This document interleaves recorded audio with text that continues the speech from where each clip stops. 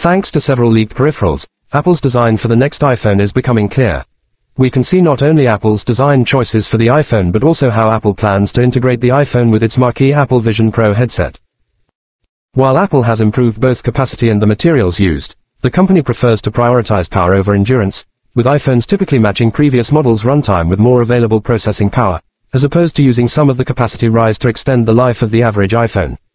As part of the development process, once the external dimensions and controls are locked in, dummy units are sent to peripheral manufacturers to allow them to check fit and work with, if not actual hardware as close as Apple will hand out. The cutout for the camera island at the rear of the iPhone will only allow for 2 lenses to be stacked vertically, with a smaller cutout for the camera flash. This backs up previous leaks that showed Apple moving away from the diagonal alignment to what we see here. Apple's decision has a wider impact than just the picture quality on the iPhone. When the iPhone is moved into landscape mode to take the traditional video style, the 2 lenses are now in line with each other, much like a pair of human eyes.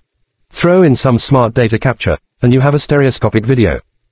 While the iPhone may not play back a 3D video on its 2D screen, Apple has invested a significant amount of time and energy in the Apple Vision Pro, a device that not only can play stereoscopic videos but is specifically set up to play back stereoscopic video recorded on compatible devices.